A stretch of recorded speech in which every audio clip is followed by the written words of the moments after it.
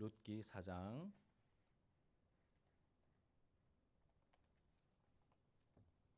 예, 우리 7절부터입니다. 룻기 4장 7절 말씀.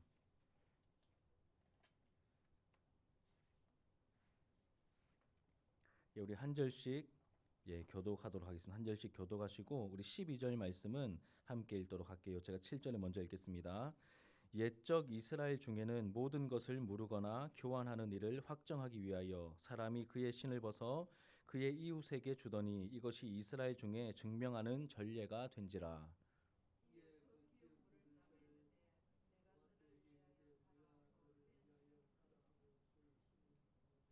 보아스가 장로들과 모든 백성에게 이르되 내가 엘리멜렉과 기럨과 말론에게 있던 모든 것을 나오미의 손에서 산 이래 너희가 오늘 증인이 되었고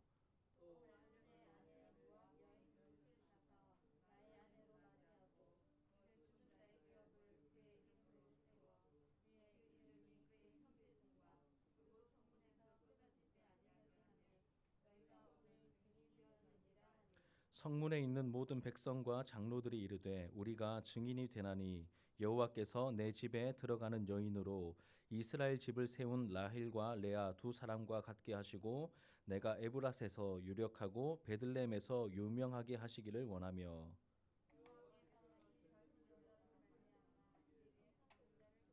내 집이 다말이 유다에게 낳아준 베레스의 집과 같게 하시기를 원하노라 하니라. 아멘. 예, 오늘 본문의 말씀으로 오늘 룻기 여섯 번째 시간입니다. 그리고 오늘 룻기 마지막 시간이기도 합니다.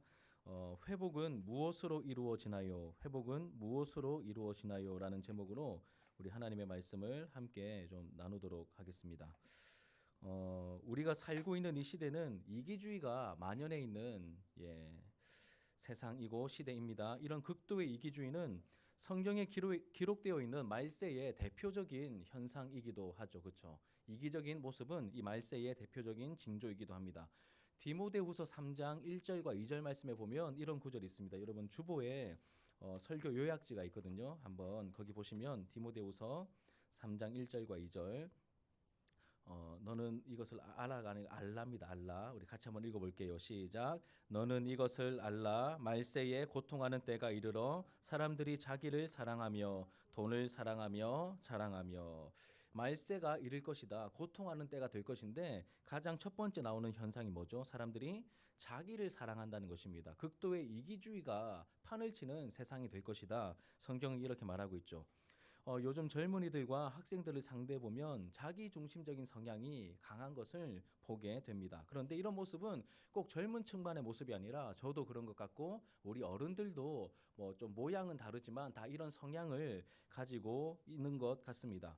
공공연하게 뭐 나만 아니면 돼. 남들의 일이니까 뭐 나만 아니면 되지. 이런 식의 생각을 저변에 깔고 이야기를 하거나 함께 모여 있어도 사람들은 각자 이제 자기 스마트폰만 들여다볼 뿐 서로 대화하려고 하지 않습니다. 그러니까 이기적인 성향이 점점 짙어져 가는 것 같아요.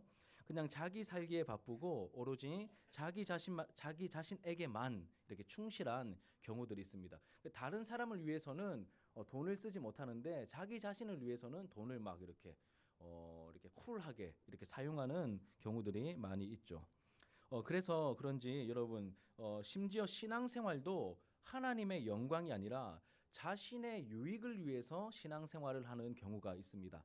처음에는 그렇게 시작할 수 있습니다. 잘 모르니까요. 그런데 교회에 와서 우리가 성경을 배우게 되고 하나님이 어떤 분인지 알아가게 되면 신앙은 내 중심이 아니라 하나님 중심, 그리고 먹든지 마시든지 하나님의 영광을 위해서 하게 된다는 것을 우리가 자연스럽게 알게 되잖아요. 인정도 되고. 그런데 그렇게 신앙의 연륜이 깊어져 감에도 불구하고 하나님의 영광이 아니라 여전히 자신의 유익을 위해서 신앙생활을 하는 그런 성도님들이 많아지는 것 같습니다.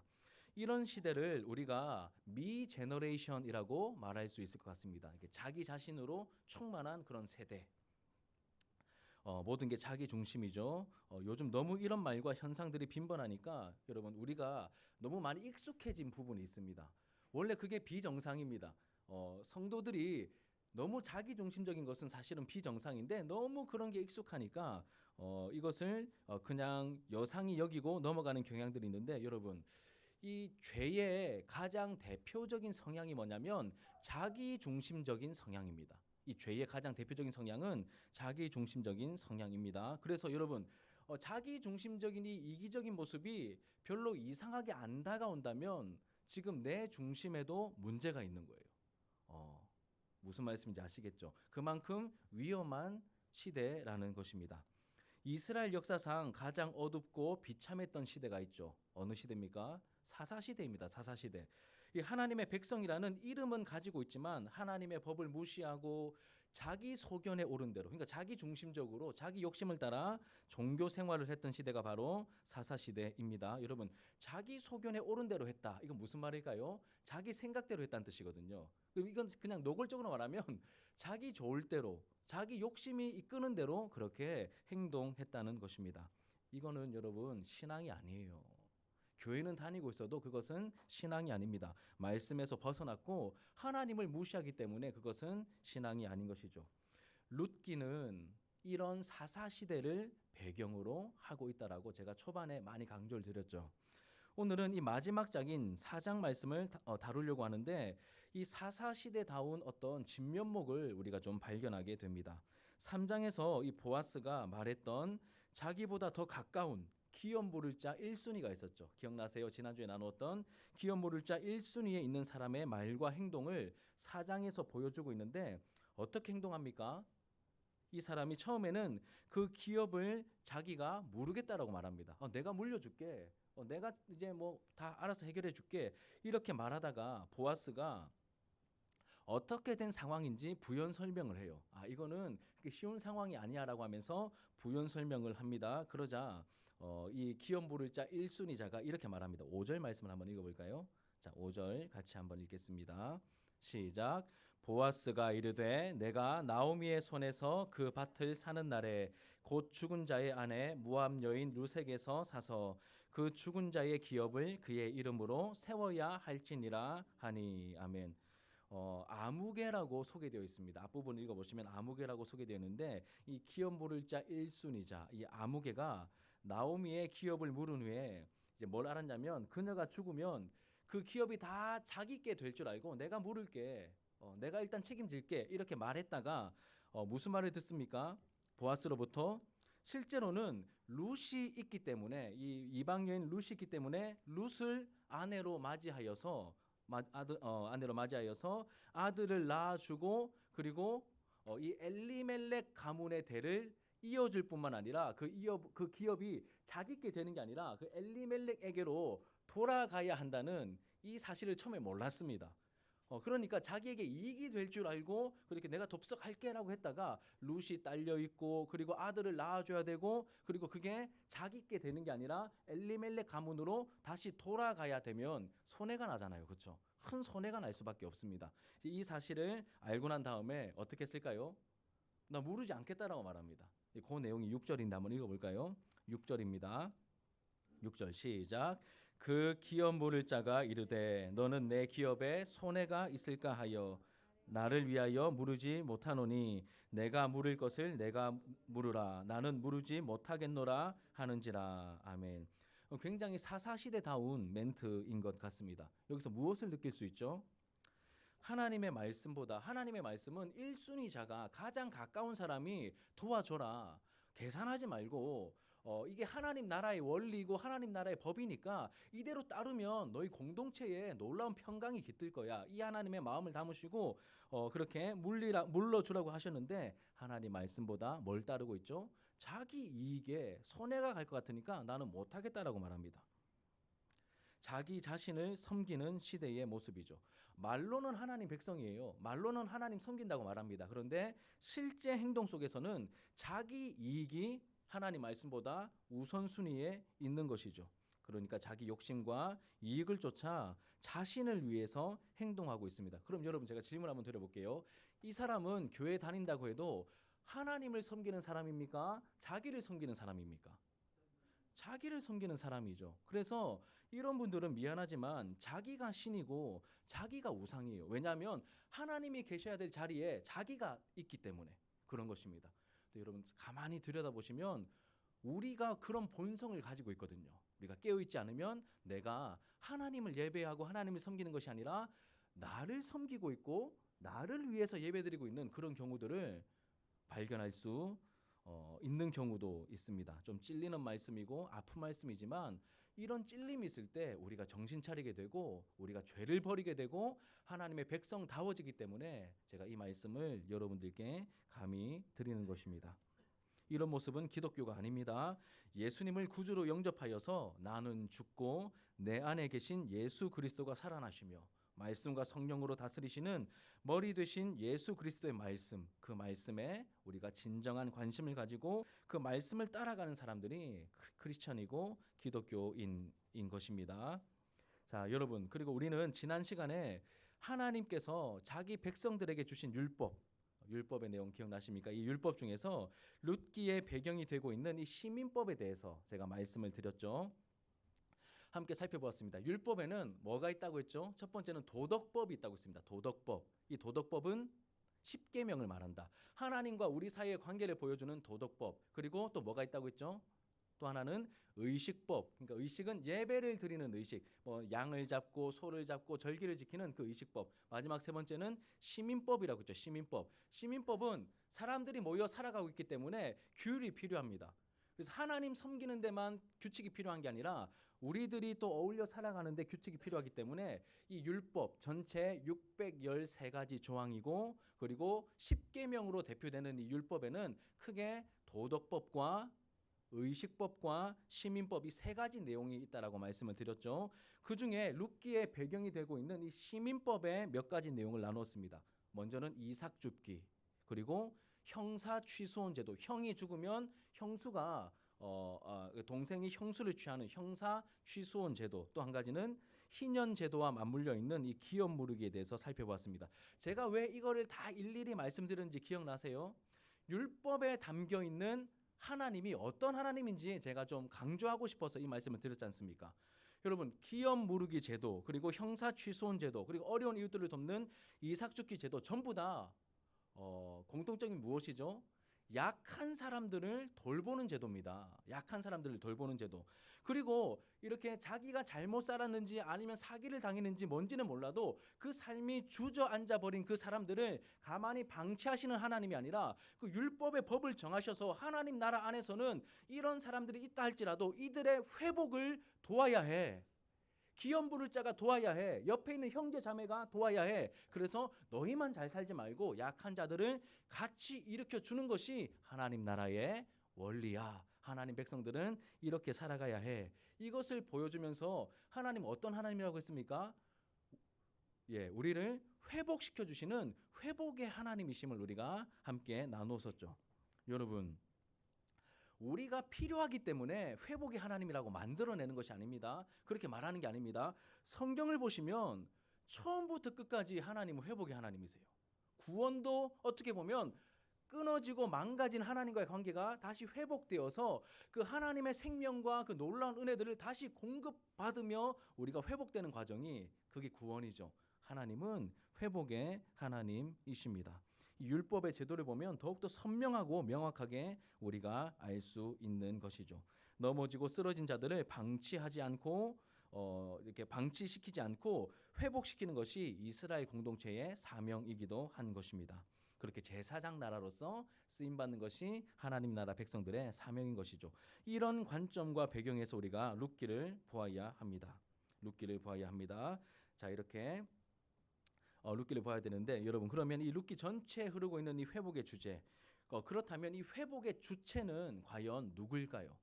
회복의 주체는 누구일까요? 바로 하나님이시죠. 하나님이십니다. 하나님께서 회복시켜 가십니다. 그런데 여러분, 우리가 여기서 확실히 알아야 할 한 가지 사실이 더 있습니다. 회복의 하나님께서 자기 백성을 회복시키실 때 사용하신 도구가 있습니다. 그 도구가 무엇인지 우리가 주목해야 하는 것이죠. 쫄딱 망해버린 나오미 가문을 포기치 않으시고 회복시키실 때 무엇을 사용하십니까?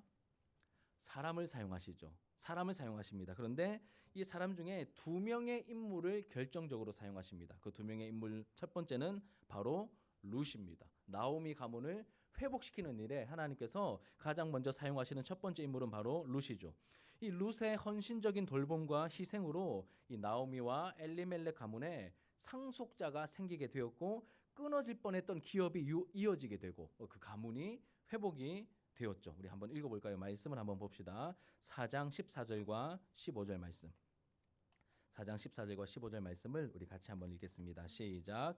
여인들이 나오미에게 이르되 찬송할지로다. 여호와께서 오늘 내게 기업 물을 자가 없게 하지 아니하셨도다. 이 아이의 이름이 이스라엘 중에 유명하게 되기를 원하노라. 이는 내 생명의 회복자이며 내 노년의 복량자로 곧 너를 사랑하며 7 아들보다 귀한 내 며느리가 낳은 자로다 하니라. 아멘. 이게 나중에 이 여인들이 나오미 가문이 회복된 모습을 보면서 이 주변에 살던 여인들이 찬송했던 내용입니다. 한번 보십시오. 찬송할지로다. 여호와께서 오늘 내게 기업 물을 자가 없게 하지 아니하셨도다. 이 아이의 이름이 이스라엘 중에 유명하게 되기를 원하노라. 이는 내 생명의 회복자이며 내 노년의 봉양자로 곧 너를 사랑하며 7 아들보다 귀한 내 며느리 누굽니까? 룻이죠. 내 며느리 룻이 낳은 자로 다니라. 룻을 통하여 이 무너진 가문이 다시 대가 이어지고 회복되었다라고 이제 주변 사람들이 그 광경을 다 봤거든요. 그러니까 하나님의 이름을 찬양했던 것입니다. 이러한 룻의 헌신적인 돌봄과 희생을 3장 10절에서는 인애라는 단어로 표현하고 있습니다. 인애. 여러분 인애는 히브리 원어로 헤세드라고 합니다. 헤세드. 들어보셨죠? 그렇죠? 헤세드. 굉장히 유명한 히브리어 단어인데 헤세드. 하나님께서 자격 없는 죄인들에게 베풀어 주신 그 자비와 사랑을 말할 때 헤세드라고 말합니다. 하나님께서 사람들에게 자격 없는 죄인들을 향해 베풀어 주신 그 조건 없는 자비와 사랑을 헤세드라고 말합니다. 그래서 이 헤세드라는 단어는 사람에게 잘 사용하지 않습니다. 거의 다 하나님의 사랑이 나타날 때, 하나님의 은혜가 나타날 때 이 인애 혹은 헤세드라는 표현을 사용합니다. 그런데 여러분 이런 단어를 누구에게 사용했냐면 룻이 그 시어머니를 위해서 행한 행동을 표현할 때 이 인애라는 단어를 사용했습니다. 무슨 뜻일까요? 그만큼 룻의 헌신과 희생이 그냥 적당한 인간적인 희생과 헌신이 아니라 여러분 읽어보셔서 저와 같이 말씀의 흐름을 지금까지 이어오셔서 아시겠지만 이 룻의 헌신과 희생은 하나님을 닮은 것이었습니다. 그래서 감히 헤세드라는 단어를 사용할 수 있을 정도로 그 하나님의 헤세드가 생각나게 하는 그 인애였기 때문에 이 인애라는 헤세드라는 단어를 사용했던 것이죠. 여러분 기독교 역사 속에서 굵직굵직한 사건들이 있었을 때마다 하나님의 사람들이 무언가 이 세상을 향하여 하나님의 인애를 보여주었을 때 적당히 하지 않았습니다. 하나님이 생각나도록 정말 세상이 흉내낼 수 없는 그런 희생과 헌신을 통하여 이 세상에 뭐 감동을 주려고 한 것은 아니지만 이것을 경험하고 겪고 보고 듣고 실제로 유익을 누린 사람들은 감동을 받았죠. 이것은 세상에서 볼 수 없는 것이다. 그런 과정을 통하여 그토록 열악했던 그 기독교 공동체가 명맥을 유지할 수 있었고 또 하나님의 때에는 큰 부흥도 맛볼 수 있었던 것이죠. 첫 번째로는 하나님께서 사용하신 첫 번째 사람은 바로 룻입니다. 이 인애를 통하여 희생과 돌봄을 통하여 나오미 가문이 일어설 수 있었죠. 두 번째는 누굴까요? 두 번째는 바로 보아스입니다. 보아스. 이 보아스는 나오미와 연결되어 있는 그 룻에게 넘치는 호의와 사랑을 베풀었죠. 기업 물을 자 1순위가 했던 말 아까 우리 앞에서 봤지 않습니까? 굉장히 큰 손해가 있습니다. 그렇죠? 큰 손해가 나타날 수 있다는 것을 알았음에도 불구하고 보아스는 그 율법이 명령하고 있는 기업 물을 자의 책임을 기쁨으로 감당합니다. 억지로 하지 않습니다. 자원하여서 기쁨으로 감당하죠. 기업을 물려주고 다른 이들이 꺼려하는 그 이방 출신의 모압 여인 룻과 함께 결혼을 하게 됩니다. 그리고 엘리멜렉 가문의 이름으로 그 기업이 계속 이어지도록 대가 이어지도록 그렇게 책임을 져주죠. 이런 행동으로 말미암아 이제 회생 불가능했던 한 가문이 다시 일어나게 되었습니다. 기적이죠, 여러분. 우리나라에서도 완전히 폭삭 주저앉아버린 경제적으로 폭삭 주저앉아버린 그런 이제 가정이 있을 때 다시 회복되는 것 굉장히 어렵습니다. 이 고대 시대는 얼마나 되었겠습니까? 이러한 이 엘리멜렉 가문의 회복은 여러분 이 기적적인 사건인 것이죠.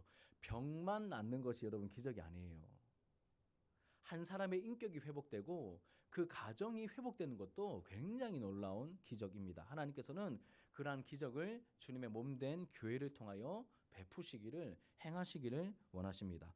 여러분, 이 나오미의 회복은 누구 덕분이었습니까? 첫 번째는 하나님 은혜였습니다. 하나님 덕분이었고, 두 번째는 또 누구 덕분이었습니까? 하나님께서 회복의 도구로 사용하신 룻과 보아스의 순종을 통하여 나타나게 된 기적적인 회복이었습니다. 하나님의 말씀을 따랐던 사람들 덕분에 이 세상의 방식과 문화로서는 도저히 접근할 수 없는 그런 회복이 이 공동체 가운데, 이 가문 가운데 나타나게 된 것이죠.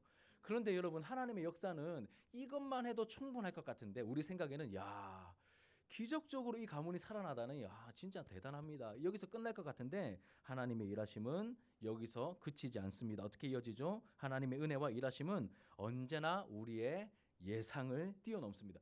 훨씬 더 깊고 풍성하십니다. 그래서 어떻게 이어지냐면 우리가 읽진 않았지만 이 4장 마지막에 보면 어떤 한 족보가 등장합니다. 무슨 족보입니까?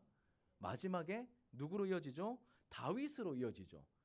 다윗으로 이어집니다. 이 회복은 한 가문의 회복뿐만 아니라 진정한 왕이 없어서 자기 소견에 옳은 대로 살아갔던 이 어두운 시대, 이 사사시대에 이 암흑의 사사시대를 종결시키고 이 이스라엘 공동체가 그토록 원했던 진정한 왕인 다윗이 오도록 만드는 그 통로로 쓰임받은 그러한 다윗 왕의 계보로 이어진다는 것을 우리에게 알려주고 있습니다. 대박인 것이죠, 여러분. 한 가문의 회복이 아니라 이 다윗 시대에 한 나라가 회복되지 않습니까? 한 나라를 회복시키는 그 놀라운 그 족보로 이어지게 되고 그렇게 쓰임받은 은혜가 있었다라고 우리에게 소개하고 있습니다. 그런데 여러분, 여기까지만 해도 초대박인데 하나님의 일하심은 여기서도 그치지 않습니다. 어떻게 이어집니까? 이것도 끝이 아니라 한 걸음 더 나아가 보니까 신약 시대를 살고 있는 우리에게는 이 신약의 빛 아래서 육신으로 다윗의 혈통으로 오셨던 그 예수님을 통하여 우리 모든 사람들의 어떤 신세나 형편이 죄를 지음으로 말미암아 하나님으로부터 단절되었고 영적으로 패가망신해 버린 이런 우리를 구원하기 위하여서 이 땅에 오신 진정한 기업 물을 자가 되시는 온 인류의 기업 물을 자가 되시는 그 예수님이 오시는 통로로 쓰임받지 않았습니까?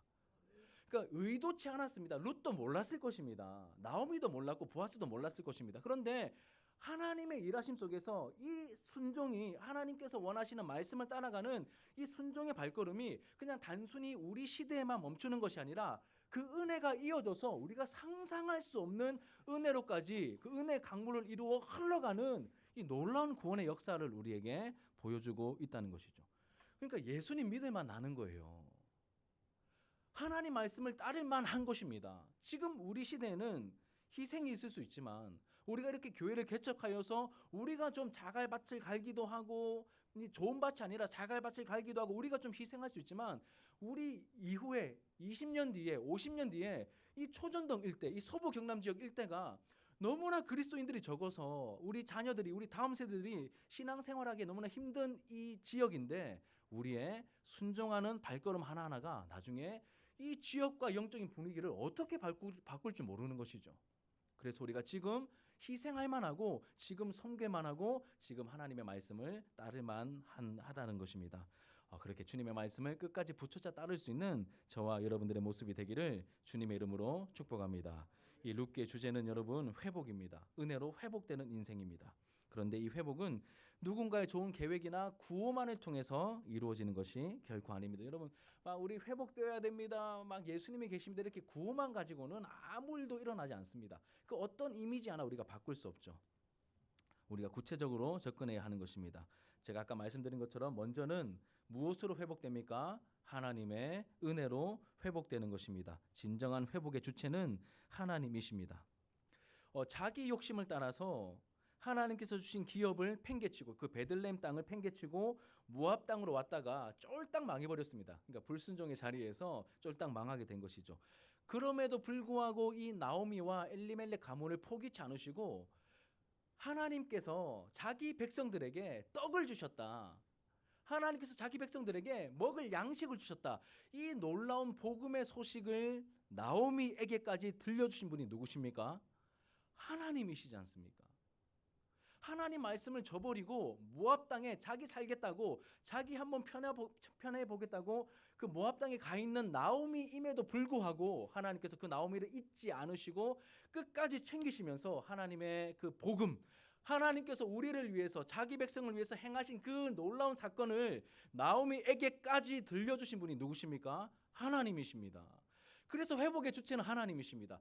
그 소식을 듣고 나오미가 움직이잖아요. 우리 1장 6절 말씀에서 확인했지 않습니까? 나오미 스스로 움직인 게 아닙니다. 하나님께서 복음을 들려주셨기 때문에 그 복음을 듣고 반응하여 다시 베들레헴까지 갔던 것입니다. 하나님께서 자기 백성을 위해 행하신 일을 우리는 복음이라고 말을 하죠. 그리고 이 복음을 들을 때 사람들은 하나님의 마음을 알게 됩니다. 야, 내가 불순종해서 여기까지 왔으니까 하나님과 나 사이 관계는 끝난 거 아니야? 이게 우리의 본성이에요. 미안하니까요. 할 말 없으니까 여기서 끝났나 보다, 여기서 주저앉고 싶은데 하나님께서는 생각이 다르시죠. 생각이 다르십니다. 너 끝나지 않았어. 내가 포기하지 않았어. 그러니 내가 들려준 이 복음의 말을 듣고 예수를 믿고 돌아와. 괜찮아. 오면 회복될 거야. 오면 다시 살 거야. 오면 새로운 출발이 기다리고 있어. 이렇게 말씀해 주시는 분이 바로 하나님이십니다. 이 십자가 복음의 말씀은 세상 사람들에게는 굉장히 어리석게 들릴 수 있습니다. 하지만 믿는 자들에게는 하나님의 능력입니다. 여러분, 이 회복의 모든 근거를 우리가 노력해서 조금 만들고 조금 만들어내는 게 아니라 우리가 하나님께 다시 돌아갈 수 있는 그 모든 근거와 모든 그 길과 모든 그 문을 누가 만들어 주셨습니까? 하나님께서 보내어 주신 그 독생자 예수께서 십자가에 달려 죽으시고 부활하심으로 말미암아 우리가 하나님께로 나아갈 수 있는 그 모든 회복의 원천이 되는 그 문을 열어 주신 것이죠. 그러니까 모든 회복의 근거를 하나님께서 마련해 주셨다. 이것이 복음이니 우리는 듣고 믿고 반응하여 하나님께 나아가면 되는 것입니다. 그러면 하나님께서 우리를 살려주시는 거예요. 회복시켜 주시는 것입니다. 어떤 상황에 있다 할지라도 하나님께서 괜찮다고 하십니다. 이 말씀을 듣고 믿음으로 하나님 앞에 나올 때 하나님께서 우리를 회복시켜 주실 것입니다. 우리 이사야 53장 5절 같이 한번 읽어볼까요? 이사야 53장 5절 같이 읽겠습니다. 시작. 그가 찔림은 우리의 허물 때문이요 그가 상함은 우리의 죄악 때문이라. 그가 징계를 받음으로 우리는 평화를 누리고 그가 채찍에 맞음으로 우리는 나음을 받았도다. 아멘. 그가 찔리셨고 그가 채찍에 맞으시고 그가 다 대신 징계를 받으심으로 말미암아 우리가 받을 징계와 우리가 받을 게 다 없어진 거예요. 누구 때문에? 예수님 때문에요. 예수님 때문에 형벌이 지나가게 된 것입니다. 관계 회복의 모든 문들을 주님께서 열어 주신 것입니다. 여러분, 모든 인생은 오직 하나님 아버지 품 안에서만 진정으로 회복될 수 있습니다. 그런데 그냥 막 달려갈 수 없습니다. 누구를 통과해야 될까요? 누구를 의지해야 될까요? 예수 그리스도를 믿는 그 믿음으로 하나님 앞에 달려나가면 하나님 아버지께서 모른 체 하거나 내치지 않으실 것입니다. 안아주실 것입니다. 회복시켜 주실 것입니다. 그 은혜가 우리 공동체 가운데 충만하게 임하게 되기를 주님의 이름으로 축복합니다. 은혜는 믿는 자들의 은혜는 믿음으로 누릴 수 있는 것이죠. 자, 또 두 번째는 이러한 은혜로 인한 회복은 하나님을 왕으로 모시며 살아갔던 그 백성들의 무엇을 통해 이루어졌습니까? 구체적인 순종을 통하여 이루어지는 것이죠. 제가 아까 말씀드렸듯이 룻과 보아스 같은 사람들의 희생과 헌신적인 돌봄으로 인해서 한 개인과 한 가정이 회복될 수 있었습니다. 하나님 나라는 여러분 그러해야 합니다. 또 신약시대 교회는 그러한 곳이었음을 이 사도행전 말씀을 보면 우리에게 잘 보여주고 있습니다. 세상이 줄 수 없고 흉내낼 수 없는 그런 회복을 우리가 먼저 경험하는 공동체가 되어야 하는 것이죠. 그리고 회복은 결코 말과 혀로만 되는 것이 아닙니다. 믿음 안에서 행함과 진실한 그 행동이 있을 때 진정한 회복의 은혜가 하나님의 은혜가 나타날 수 있는 것이죠. 여러분 당장 먹을 게 없는 사람이 있는데 그 사람에게 내가 기도해 줄게라고 말하는 것이 아니라 내가 가지고 있는 것을 베풀 수 있어야 됩니다. 그래야 그 사람이 한 끼의 덕을 보면서 한 끼의 회복을 경험하는 거죠. 내가 기도해 줄게. 물론 마음을 담아서 기도해 줄 수도 있고 그렇습니다. 그런데 진정한 회복은 우리의 말과 혀가 아니라 행함과 진실함이 있을 때 나타나는 것이죠. 내가 10,000원이 있으면 내가 5,000원짜리 밥을 먹고 5,000원을 다른 사람에게 섬길 때 그 굶고 있는 사람에게 한 끼의 회복이 이루어지게 되는 것입니다. 여러분 우리에게 있는 어떤 넉넉한 은사나 어떤 물질이나 이런 여유는 우리만 누리고 자랑하라고 주신 게 아닙니다. 왜 주신 걸까요? 섬기라고 주신 것이죠. 모든 은사와 그리고 우리에게 주신 여러 가지 물질적인 넉넉함들은 교회와 이웃을 섬기라고 우리에게 주신 것임을 우리가 반드시 기억해야 합니다. 하나님께서도 우리에게 말로만 립 서비스로만 우리에게 반응하지 않으시고 직접 먼저 실천에 옮기셨죠. 여러분 하나님께서도 마찬가지입니다. 어떤 목사님께서 굉장히 나름 한국 교회 안에서 이름이 있으신 분인데 그 목사님의 책을 보는 가운데 이런 내용이 있었습니다. 구약이 말라기에서 끝나잖아요. 그렇죠? 말라기에서 끝나고 그리고 마태복음으로 이어집니다. 근데 그 중간에 기간이 한 400년 정도 되거든요. 400년. 이때를 암흑기라고 합니다. 영적인 침묵기. 암흑기는 아니고 영적인 침묵기라고 합니다. 이제 공식적으로 말씀하시지 않으니까 세례 요한에게 빈들에 있는 세례 요한에게 하나님의 말씀이 임했다라는 기록까지 한 400년 정도의 공백이 있습니다. 이 부분을 이 목사님께서 어떻게 해석하셨냐면 그게 참 와닿았어요. 이 백성들이 이 말라기에 보면 백성들이 이렇게 말하거든요. 하나님이 어디 계십니까? 하나님 우리를 어떻게 사랑하셨습니까? 이렇게 질문을 합니다. 하나님은 계속 사랑하고 계시고 충분히 아껴주시고 돌보고 계시는데 이 백성들이 그걸 모르고 자꾸 그렇게 말하니까 하나님께서 할 말이 없으신 거예요. 할 말이 없으셔서 400년을 말씀을 못 하셨대요. 그러다가 하나님께서 말로 하시지 않으시고 그 말씀이 육신이 되어 직접 이 땅에 오셔서 내가 너희들을 정말로 사랑한다. 예수께서 이 말씀이신 예수께서 진짜 사람이 되어 이 땅에 오셔서 함께 하시고 모든 사랑을 다 쏟아 부어 주심으로 내가 너희들을 정말로 사랑해. 이걸 보여주셨대요. 이 해석이 너무 기가 막히지 않습니까? 하나님께서도 말과 혀로만 하신 게 아니라 행함과 진실함으로 우리를 대하셨기 때문에 우리가 회복될 수 있었던 것입니다. 그리고 우리에게도 그렇게 누군가의 회복을 돕고 싶다면 우리도 그렇게 행해야 한다라고 말씀하고 있습니다. 우리에게 주신 것을 우리가 받은 것을 흘려보낼 때 교회가 썩지 않고 교회다움을 유지할 수 있는 것이고 우리 한 사람 한 사람의 어떤 개인적인 믿음과 영성도 그렇게 유지될 수 있는 것이죠. 그런데 안타깝게도 교회가 여러분 세상을 닮아가고 있습니다. 이기적인 세상 속에 있는 교회가 그 세상을 변화시키는 것이 아니라 그 이기적인 그 문화에 영향을 받아서 교회도 자꾸 자기 교회만 생각하고 교회도 자꾸 이제 안으로 쪼그러들고 개인 성도들도 다른 사람을 기꺼이 섬기지 못하고 적당한 장로이기 때문에 집사이기 때문에 권사이기 때문에 또 목사이기 때문에 내 체면이 있으니까 적당하게 섬기면서 진정한 사랑을 베풀지 못하고 있는 그러한 시대인 것 같습니다. 말씀을 의지해서 우리 사랑하는 하늘 가족들께 권면합니다. 예수님의 십자가를 통해 나타난 그 놀라운 은혜를 우리가 정말로 받았다면 그 예수님이 성령으로 나와 함께하고 계신다면 이 성령의 감동으로 기록된 하나님의 말씀으로 우리에게 명령하시고 도전하시는 그 은혜 받은 자의 책임을 우리에게 감당하라고 하나님께서 말씀하십니다. 그 책임을 감당할 수 있는 그렇다고 막 빚을 내어서 일을 하라 이런 게 아닙니다.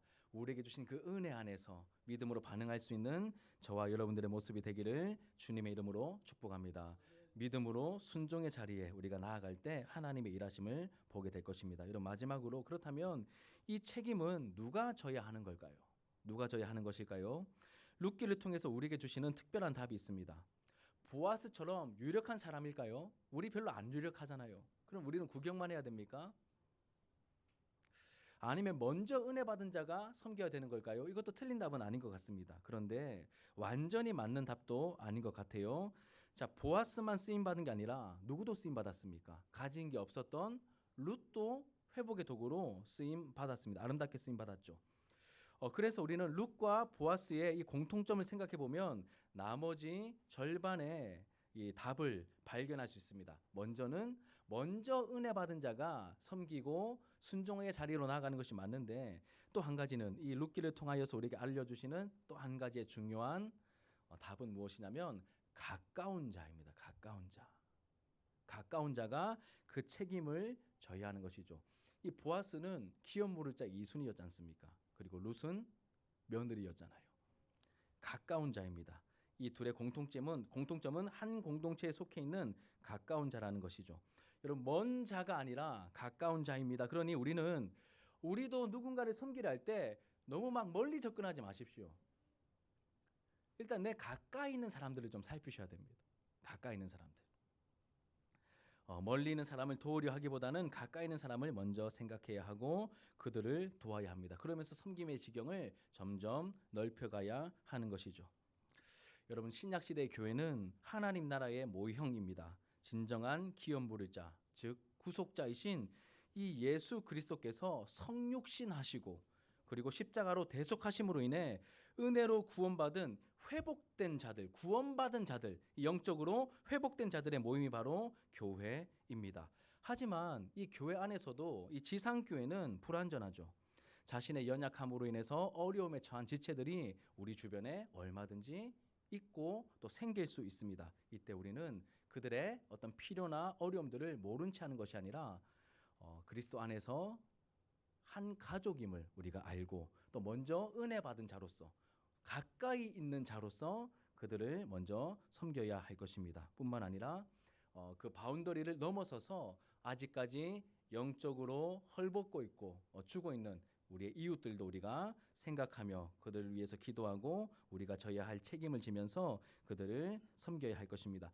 그리고 여러분, 너무 어렵게 접근하지 마시고 오늘 말씀을 들으시고 하나님 회복의 하나님이시구나. 회복하실 때 궁극적인 주체는 하나님이시고 그리고 사람을 통하여 일하시는구나. 그럼 내가 해야 될 일은 순종이구나. 그리고 여러분, 말씀을 들으시면서 그리고 기도하시면서 생각나는 사람이 있으시면 그 사람에게 다가가서 밥 한 끼 사주시고 따뜻한 말을 한마디 건네시는 것부터 시작하시면 하나님께서 그 길을 선하게 인도해 가실 것입니다. 그리고 우리 교회가 또 교회적으로 감당해야 될 책임은 우리가 함께 기도하며 찾아가며 그렇게 섬김의 자리로 나아갈 것입니다. 이렇게 먼저 우리 사랑하는 진주 하나로 교회가 먼저 이 회복된 하나님 나라의 공동체를 먼저 풍성하게 맛볼 뿐만 아니라 한 걸음 더 나아가서 이 지역을 또 잘 섬김으로 하나님 나라를 보여주고 하나님 나라를 드러내고 확장시키는 일에 귀하고 아름답게 쓰임받는 저와 여러분들의 모습이 되기를 주님의 이름으로 축복합니다. 우리 말씀을 기억하면서 하나님께 기도합시다. 찬양합시다. 기도하는 마음으로 찬양합시다. 여러분, 혹시 회복이 필요하시면 먼저 여러분들의 회복의 은혜를 구하십시오. 그리고 회복의 이름 되시는 그 예수님을 생각하면서 기도하는 마음으로 찬양합시다. 주 나의 모습 보내, 주 나의 모습 보내, 상한 나의 맘 보시네, 주 나의 눈물 안에 홀로 울던 맘 아시네. 주 사랑 내게 있네, 주 사랑 내게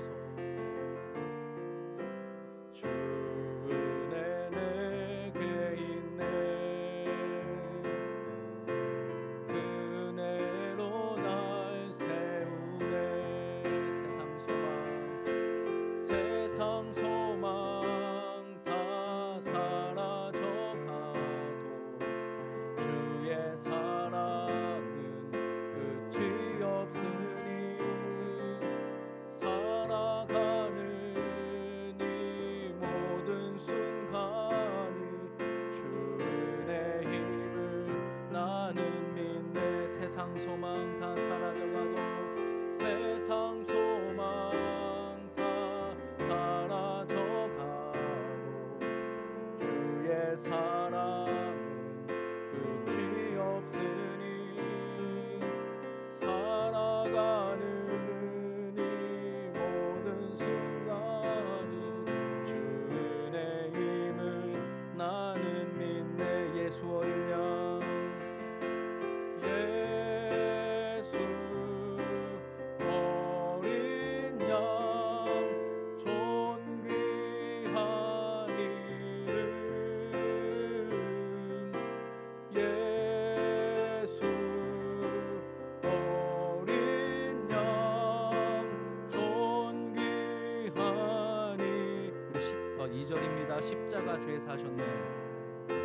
십자가 죄 사하셨네. 주님의 이름 찬양해. 주 나의 모든 것. 쓰러진 나를 세우고 나의 빈잔을 채우네. 주 나의 모든. 다시 한번요. 십자가 죄 사셨네. 십자가 죄 사하셨네. 주님의 이름 찬양해. 주 나의 모든 것. 쓰러진 나를 세우고, 쓰러진 나를 세우고 나의 빈잔을 채우네. 주 나의 모든. 우리 선포합시다. 예수 어린 양, 존귀한 이름, 예수 어린 양, 존귀하니. 예수는 어린 양, 예수 어린 양, 존귀한. 우리 한 번 더 믿음으로 선포합시다. 예수 어린 양, 예수 어린 양, 존귀하니. 예수는 어린 양, 예수 어린 양.